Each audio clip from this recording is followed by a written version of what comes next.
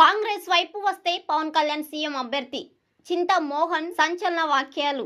ఆంధ్రప్రదేశ్ రాజకీయాల్లో కాంగ్రెస్ సీనియర్ నేత మాజీ కేంద్ర మంత్రి చింతా మోహన్ చేసిన వ్యాఖ్యలు ఒక్కసారిగా పొలిటికల్ హిట్ ను పెంచాయి.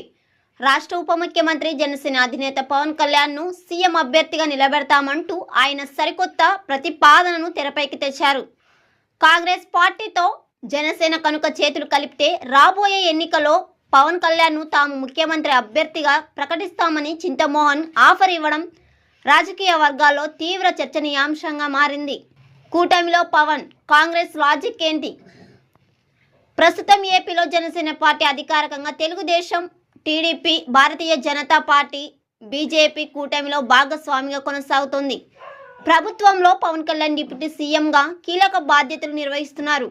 కూటమి ప్రభుత్వంలో జనసేన ఎంతో పటిష్టంగా ఉన్న ఇలాంటి తరుణంలో చింతామోహన్ చేసిన ప్రతిపాదనకు పొలిటికల్ గెయిన్ ఎంతవరకు ఉంటుందనే దానిపై సర్వత్రా సందేహాలు వ్యక్తమవుతున్నాయి.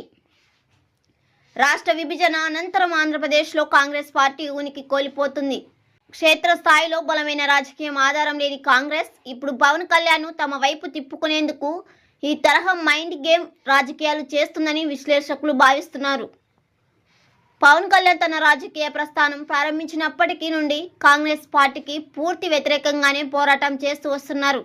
2014లో కాంగ్రెస్ హటోవో దేశ బచావో నినాదంతోనే ఆయన జనసేన పార్టీని స్థాపించారు.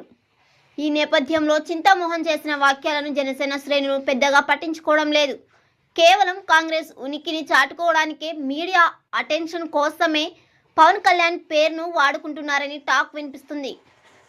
ఏదేమైనప్పటికీ ఈ సీఎం అభ్యర్థి ఆఫర్ ప్రస్తుతానికి సోషల్ మీడియాలో పొలిటికల్ సర్కిల్లో ఒక ఇంట్రెస్టింగ్ టాపిక్గా మిగిలిపోయింది.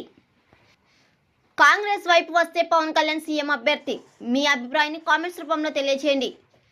కాంగ్రెస్ వైపు వస్తే పవన్ కళ్యాణ్ సీఎం అవుతారా? మీ అభిప్రాయాన్ని కామెంట్స్ రూపంలో తెలియజేయండి.